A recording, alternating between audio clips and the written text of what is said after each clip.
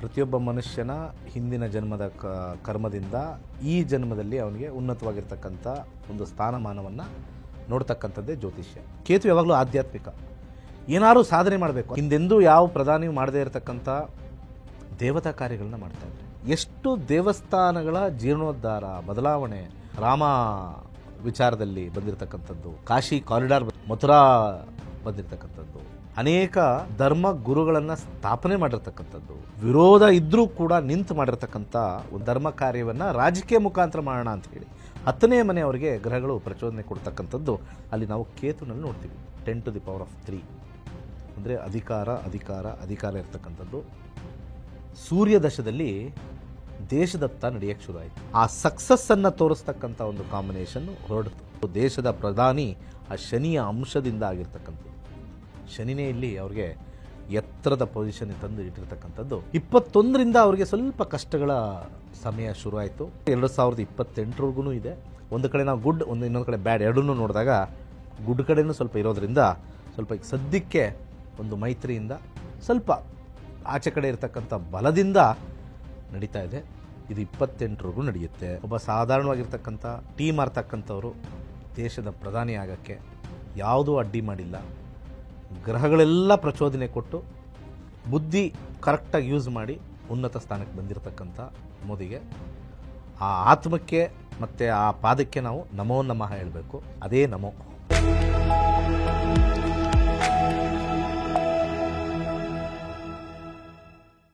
ಎಲ್ರಿಗೂ ನಮಸ್ಕಾರ. ನೀವು ನೋಡ್ತಾ ಇದ್ದೀರಾ ಟಿವಿ ವಿಕ್ರಮ. ನಕ್ಷತ್ರ ನಾಡಿ ಕಾರ್ಯಕ್ರಮಕ್ಕೆ ಸ್ವಾಗತ. ನಾನು ಮುಮ್ತಾಜ್ ಅಬ್ದುಲ್ ನೆಲ್ಲೆಡ್ಕ. ಗುರೂಜಿ, ತಮಗೆ ಕಾರ್ಯಕ್ರಮಕ್ಕೆ ಆತ್ಮೀಯವಾದಂತಹ ಸ್ವಾಗತ. ಎಲ್ಲರಿಗೂ ನಮಸ್ಕಾರ. ಗುರೂಜಿ, ನಮ್ಮ ನೆಚ್ಚಿನ ಪ್ರಧಾನಮಂತ್ರಿಗಳಾದಂತಹ ನರೇಂದ್ರ ಮೋದಿಜಿ 2014ರಿಂದ ನಿರಂತರವಾಗಿ ಪ್ರಧಾನಿಯಾಗಿ ನಮ್ಮ ದೇಶಕ್ಕೆ ಸೇವೆಯನ್ನ ಸಲ್ಲಿಸ್ತಾ ಇದ್ದಾರೆ. ಬಹಳಷ್ಟು ವಿರೋಧಿಗಳು ಬಂದ್ರು, ಮೈತ್ರಿಯನ್ನ ಮಾಡ್ಕೊಂಡ್ರು, ಮೋದಿಜವರನ್ನ ಸೋಲಿಸ್ತೀವಿ ಅಂತ ಒಂದಷ್ಟು ಪ್ರೊಪಗ್ಯಾಂಡಗಳನ್ನ ಮಾಡಿದ್ರು. ಅದು ಎಂಥದ್ದೇ ಮಾಡ್ಲಿ, ಮೋದಿಜವರನ್ನ ಯಾರಿಂದ ಕೂಡ ಸೋಲ್ಸೋದಕ್ಕಾಗ್ಲಿಲ್ಲ. ಖಂಡಿತ ಮೋದಿಜಿ ಇವತ್ತಿಗೆ ಭಾರತದಲ್ಲಿ ಅಂತಲ್ಲ ವಿಶ್ವದೆಲ್ಲೆಡೆ ಪ್ರಖ್ಯಾತಿಯನ್ನ ಪಡ್ಕೊಂಡಿದ್ದಾರೆ. ನಮ್ಮ ದೇಶದ ಹೆಸರನ್ನು ಕೂಡ ಎತ್ತರಕ್ಕೆ ತಗೊಂಡು ಹೋಗ್ತಾ ಇದ್ದಾರೆ. ಮೋದಿಜಿಯವರ ಈ ಒಂದು ಸಕ್ಸಸ್ಸಿಗೆ ಕಾರಣ ಏನು ಅಂತ ಯಾವಾಗಲೂ ನಾನು ಹೇಳ್ತಾ ಇರ್ತಕ್ಕಂಥದ್ದು ಕರ್ಮಫಲ ಅಂತ ನಾವು ಹೇಳ್ತೀವಿ. ಪ್ರತಿಯೊಬ್ಬ ಮನುಷ್ಯನ ಹಿಂದಿನ ಜನ್ಮದ ಕರ್ಮದಿಂದ ಈ ಜನ್ಮದಲ್ಲಿ ಅವನಿಗೆ ಉನ್ನತವಾಗಿರ್ತಕ್ಕಂಥ ಒಂದು ಸ್ಥಾನಮಾನವನ್ನು ನೋಡ್ತಕ್ಕಂಥದ್ದೇ ಜ್ಯೋತಿಷ್ಯ. ಅವರ ಜ್ಯೋತಿಷ್ಯದ ವಿಚಾರವನ್ನು ವಿಶ್ಲೇಷಣೆ ಮಾಡಬೇಕಾದ್ರೆ 17 ಸೆಪ್ಟೆಂಬರ್ 1950ರಲ್ಲಿ ಹುಟ್ಟಿರ್ತಕ್ಕಂಥದ್ದು. ಬೆಳಗಿನ ಜಾವ 10:58 ಹುಟ್ಟಿರ್ತಕ್ಕಂಥ ಸ್ಥಳ ಬಂದ್ಬಿಟ್ಟು ಮಹೇಸಾನ, ವಾದೋದರದಲ್ಲಿರ್ತಕ್ಕಂಥದ್ದು, ಗುಜರಾತ್. ಆ ರೀತಿ ಒಂದು ಜಾತಕವನ್ನು ವಿಶ್ಲೇಷಣೆ ಮಾಡಿ ನಿಮ್ಮ ಸ್ಕ್ರೀನ್ ಮೇಲೆ ಬರ್ತಕ್ಕಂಥದ್ದನ್ನು ನೀವು ನೋಡಿದಾಗ ಹುಟ್ಟಿರ್ತಕ್ಕಂಥ ಸಮಯದಲ್ಲಿ ಲಗ್ನದಲ್ಲಿ ಚಂದ್ರ ಮತ್ತು ಮಂಗಳ, ಅಂದರೆ ಇವರ ಲಗ್ನವೇ ವೃಶ್ಚಿಕ ಲಗ್ನ. ಹಾಗೆ ಅನೇಕ ಗ್ರಹ ಸ್ಥಿತಿಗಳಿದೆ. ಇದನ್ನು ನಾನು ಯಾವಾಗಲೂ ಸ್ಟ್ಯಾಟಿಕ್ ಅಂತ ಹೇಳ್ತೀನಿ. ಇದರಿಂದ ನಾವು ಏನನ್ನೂ ಕಂಡುಹಿಡಿಯೋಕ್ಕಾಗಲ್ಲ. ಡೈನಮಿಕ್ ಹೋಗಬೇಕು. ಡೈನಮಿಕ್ ಅಂತಂದರೆ ಬರ್ತಕ್ಕಂಥ ದಶಾಭುಕ್ತಿಗಳಿಗೆ ಹೋಗಬೇಕು. ಹುಟ್ಟಿದಾಗ 2050ರಿಂದ ಹಿಡಿದು ಇಲ್ಲಿ ನಾವು ನೋಡಿದಾಗ 61ರವರೆಗೂ ಶನಿ ದಶೆ ಇತ್ತು. 61ರಿಂದ 78ರವರೆಗೂ ಬುಧ ದಶೆ, 17 ವರ್ಷ ಬುಧ ದಶೆ ಇತ್ತು. 78ರಿಂದ 85ರವರೆಗೂ ಕೇತು, 78ರಿಂದ 85ರವರೆಗೂ ಕೇತು. 85ರಿಂದ 2005ರವರೆಗೂ ಶುಕ್ರ. ಅದರ ವಿಶ್ಲೇಷಣೆ ನಾವು ಮಾಡ್ಕೊಂಡು ಹೋದಾಗ ನಾವಿಲ್ಲಿ ಅವರ ವೃತ್ತಿ ಸ್ಥಾನವನ್ನು ನೋಡೋಣ. ಬೇರೆ ಸ್ಥಾನವಲ್ಲೇ ಬೇಡ, ವೃತ್ತಿ ಸ್ಥಾನವನ್ನು ನೋಡೋಣ. ಮೊದಲು ಅವರು ಹುಟ್ಟಿದಾಗ ಅವರಿಗೆ ಶನಿ ದಶೆ ಇತ್ತು. ಶನಿ ದಶೆ ಇದ್ದಾಗ ಅಲ್ಲಿ ಅವರ ಜೀವನದಲ್ಲಿ 4ನೇ ಮನೆ ವಿಚಾರ, ಆಟಪಾಠಗಳೆಲ್ಲ ತೋರಿಸುತ್ತೆ. ಹಾಗೆ ಹೋಗ್ತಾ ಹೋಗ್ತಾ ಬುಧ ದಶೆ ಪ್ರಾರಂಭವಾಯಿತು. ಬುಧನ ಕಾಂಬಿನೇಷನ್ನು ಕೂಡ ಉತ್ತಮವಾಗಿಯೇ ಇದೆ. ಬುಧ ದಶೆ ಅವರಿಗೆ ಉತ್ತಮವಾಗಿ 17 ವರ್ಷ ಇತ್ತು. ಅದಾದ ನಂತರ ಕೇತು ಬಂದಾಗ ಕೇತುನಲ್ಲಿ ಅವರಿಗೆ ಆಧ್ಯಾತ್ಮಿಕ ಚಿಂತನೆ, 8ನೇ ಮನೆ ಬಂದಿದೆ. ನೀವಿಲ್ಲಿ ನೋಡ್ಬೋದು 8ನೇ ಮನೆ. ಯಾವಾಗಲೂ ಕೂಡ ಕೇತು ಬಂದಾಗ ಆಧ್ಯಾತ್ಮಿಕದಲ್ಲಿ ಎಂಟ್ರಾದರು. 85ಕ್ಕಿಂತ ಮುಂಚೆ, ಹೆಚ್ಚು ಕಮ್ಮಿ 78ರಲ್ಲೇ, ಅವರ 28ನೇ ವಯಸ್ಸಲ್ಲೇ ಆಧ್ಯಾತ್ಮಿಕತೆ ಚಿಂತನೆ ಬಂದ್ಬಿಡ್ತು. ಕೇತು ಯಾವಾಗಲೂ ಆಧ್ಯಾತ್ಮಿಕ.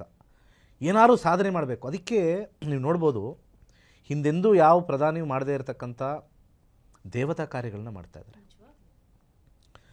ಭಾರತದ ಉದ್ದ ಅಗಲಕ್ಕೂ ನೀವು ನೋಡ್ತಾ ಇದ್ದರೆ ಎಷ್ಟು ದೇವಸ್ಥಾನಗಳ ಜೀರ್ಣೋದ್ಧಾರ, ಬದಲಾವಣೆ, ಅವರು ಇದ್ದ ಕಾಲದಲ್ಲೇ ರಾಮ ವಿಚಾರದಲ್ಲಿ ಬಂದಿರತಕ್ಕಂಥದ್ದು, ಕಾಶಿ ಕಾರಿಡಾರ್ ಬಂದಿರತಕ್ಕಂಥದ್ದು, ಮಥುರಾ ಬಂದಿರತಕ್ಕಂಥದ್ದು, ಅನೇಕ ಧರ್ಮ ಗುರುಗಳನ್ನು ಸ್ಥಾಪನೆ ಮಾಡಿರ್ತಕ್ಕಂಥದ್ದು, ವಿರೋಧ ಇದ್ದರೂ ಕೂಡ ನಿಂತು ಮಾಡಿರ್ತಕ್ಕಂಥ ಒಂದು 8ನೇ ಮನೆಯಲ್ಲಿ ನಾವು ನೋಡ್ತೀವಿ.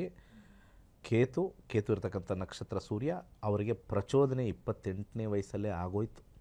ನೀನು ಮಾಡಲೇಬೇಕು, ಹೋಗಲೇಬೇಕು, ಆ ಮೈಂಡ್ ಆ ಲೈನ್ ಎಂಟರ್ ತಗೊಳ್ತು. ಇದನ್ನು ಮಾಡಬೇಕು ಅಂತಂದರೆ ರಾಜಕೀಯದಿಂದ ಮಾಡ್ಬೋದಾ ಅಂತ ಹೇಳಿ ಅವರ ಮನಸ್ಸಲ್ಲಿರ್ತಕ್ಕಂಥ ಧರ್ಮ ಕಾರ್ಯವನ್ನು ರಾಜಕೀಯ ಮುಖಾಂತರ ಮಾಡೋಣ ಅಂತ ಹೇಳಿ 10ನೇ ಮನೆ ಅವರಿಗೆ ಗ್ರಹಗಳು ಪ್ರಚೋದನೆ ಕೊಡ್ತಕ್ಕಂಥದ್ದು ಅಲ್ಲಿ ನಾವು ಕೇತುನಲ್ಲಿ ನೋಡ್ತೀವಿ. 85ರಲ್ಲಿ ಅವರಿಗೆ ಶುಕ್ರ ಪ್ರಾರಂಭವಾದಾಗ 85ರಲ್ಲಿ ಎಲ್ಲ ಕಡೆ 10ನೇ ಮನೆ ನೋಡಿದಾಗ ಇಲ್ಲಿ 3 ಕಡೆ 10ನೇ ಮನೆ ಬಂದಿರತಕ್ಕಂಥದ್ದು, 3 ಕಡೆ 10ನೇ ಮನೆ ಬಂದಿರತಕ್ಕಂಥದ್ದು. 10 to the power of 3 ಅಂದರೆ ಅಧಿಕಾರ ಇರ್ತಕ್ಕಂಥದ್ದು.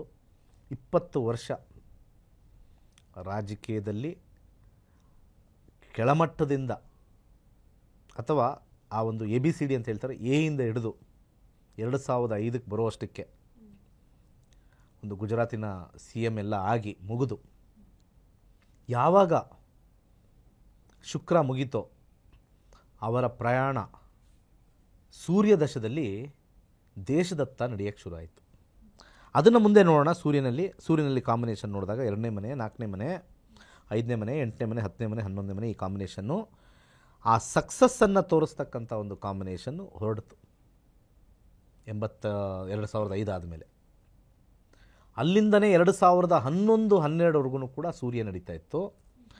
ಯಾವಾಗ ಅವರು ಚಂದ್ರ, ಲಗ್ನದಲ್ಲಿರ್ತಕ್ಕಂಥ ಚಂದ್ರ, ವೃಶ್ಚಿಕ ರಾಶಿಯಲ್ಲಿರ್ತಕ್ಕಂಥ ಚಂದ್ರ, ಅನುರಾಧ ನಕ್ಷತ್ರ, ಯಾವಾಗ ಅದು ಪ್ರಾರಂಭವಾಯಿತು ಆ ಚಂದ್ರ ಪ್ರಾರಂಭವಾದಾಗ ಅವರು ದೇಶದ ಪ್ರಧಾನಿ ಆ ಶನಿಯ ಅಂಶದಿಂದ ಆಗಿರ್ತಕ್ಕಂಥದ್ದು. ಶನಿನೇ ಇಲ್ಲಿ ಅವ್ರಿಗೆ ಎತ್ತರದ ಪೊಸಿಷನ್ ತಂದು ಇಟ್ಟಿರ್ತಕ್ಕಂಥದ್ದು ಅಲ್ಲಿ ಕಂಡುಹಿಡ್ಬೋದು. 2000 ಇಲ್ಲಿ ನಾವು ಸ್ವಲ್ಪ ಡೇಟ್ಗಳನ್ನು ನಾವು ನೋಡ್ತಾ ಇದ್ದಾಗ 2021 ಡಿಸೆಂಬರ್ಗೆ ಅವ್ರಿಗೆ ಚಂದ್ರ ಮುಗೀತು. 21ರಿಂದ ಅವರಿಗೆ ಸ್ವಲ್ಪ ಕಷ್ಟಗಳ ಸಮಯ ಶುರುವಾಯಿತು. ಯಾಕೆಂದರೆ ಈಗ ನಡೀತಾ ಇರ್ತಕ್ಕಂಥ ಮಂಗಳ ದಶ 2028ವರೆಗೂ ಇದೆ.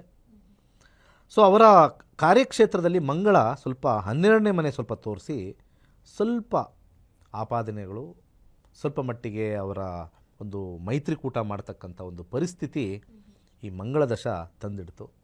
ಆದರೂ ಕೂಡ ಉತ್ತಮ ಜಾಗದಲ್ಲಿ, ಒಂದು ಕಡೆ ನಾವು ಗುಡ್, ಇನ್ನೊಂದು ಕಡೆ ಬ್ಯಾಡ್ ಎರಡನ್ನೂ ನೋಡಿದಾಗ ಗುಡ್ ಕಡೆಯೂ ಸ್ವಲ್ಪ ಇರೋದರಿಂದ ಸ್ವಲ್ಪ ಈಗ ಸದ್ಯಕ್ಕೆ ಒಂದು ಮೈತ್ರಿಯಿಂದ ಸ್ವಲ್ಪ ಆಚೆ ಕಡೆ ಇರತಕ್ಕಂಥ ಬಲದಿಂದ ನಡೀತಾ ಇದೆ. ಇದು 28ವರೆಗೂ ನಡೆಯುತ್ತೆ. 28 ಆದಮೇಲೆ ರಾಹು ಬರ್ತಾನೆ. ರಾಹುನೂ ಕೂಡ ಉನ್ನತವಾಗಿದೆ, ಆದರೆ ಅವರ ಒಂದು ಏಜ್ ಫ್ಯಾಕ್ಟ್ರು ಮತ್ತು ಅವರ ಆಧ್ಯಾತ್ಮಿಕ ಚಿಂತನೆ, ರಾಹು ಬೇರೆಗಡೆಗೆ ಕರ್ಕೊಂಡು ಹೋಗ್ತಕ್ಕಂಥ ಒಂದು ಕರ್ಮ ಫಲ ತೋರಿಸ್ತಾ ಇದೆ. ಹೇಗೆ ಒಬ್ಬ ಸಾಧಾರಣವಾಗಿರ್ತಕ್ಕಂಥ ಟೀ ಮಾರ್ತಾಯಿದ್ರು ಅಂತೆಲ್ಲ ನಾವೆಲ್ಲ ಕೇಳಿದ್ದೀವಿ, ಟಿ ವಿಲಿ ಅಲ್ಲಿ ಇಲ್ಲಿ ಕೇಳಿದ್ದೀವಿ. ಆ ಟೀ ಮಾರ್ತಕ್ಕಂಥವರು ದೇಶದ ಪ್ರಧಾನಿ ಆಗೋಕ್ಕೆ ಯಾವುದೂ ಅಡ್ಡಿ ಮಾಡಿಲ್ಲ. ಗ್ರಹಗಳೆಲ್ಲ ಪ್ರಚೋದನೆ ಕೊಟ್ಟು ಬುದ್ಧಿ ಕರೆಕ್ಟಾಗಿ ಯೂಸ್ ಮಾಡಿ ಉನ್ನತ ಸ್ಥಾನಕ್ಕೆ ಬಂದಿರತಕ್ಕಂಥ ಮೋದಿಗೆ, ಆ ಆತ್ಮಕ್ಕೆ ಮತ್ತು ಆ ಪಾದಕ್ಕೆ ನಾವು ನಮೋ ನಮಃ ಹೇಳಬೇಕು. ಅದೇ ನಮೋ. ಒಳ್ಳೆಯದಾಗಲಿ. ನಮ್ಮ ನೆಚ್ಚಿನ ಪ್ರಧಾನಮಂತ್ರಿಗಳಾದಂತಹ ಮೋದಿಜಿಯವರು, ಅವರಿಗೆ ಇನ್ನಷ್ಟು ಶಕ್ತಿಯನ್ನು ದೇವರು ಕೊಡಲಿ. ನಮ್ಮ ದೇಶದ ಪ್ರಧಾನಮಂತ್ರಿಯಾಗಿ ನಮ್ಮ ದೇಶವನ್ನು ಇನ್ನಷ್ಟು ಎತ್ತರಕ್ಕೆ ತೆಗೆದುಕೊಂಡು ಹೋಗುವಂತಹ ಶಕ್ತಿ ಅವರಿಗೆ ಇನ್ನಷ್ಟು ಹೆಚ್ಚಿನ ವರ್ಷ ದೇವರು ಕೊಡಲಿ ಅಂತ ಕೇಳ್ತಾ, ಮೋದಿಜಿ ನಮ್ಮೆಲ್ಲರ ಶಕ್ತಿ, ನಾವೆಲ್ಲರೂ ಕೂಡ ಮೋದಿಜಿ ಅವರ ಜೊತೆಯಾಗಿರೋಣ ಅಂತ ಹೇಳ್ತಾ ನೋಡ್ತಾ ಇರಿ ನಕ್ಷತ್ರ ನಾಡಿ ಕಾರ್ಯಕ್ರಮ. ನಮಸ್ಕಾರ.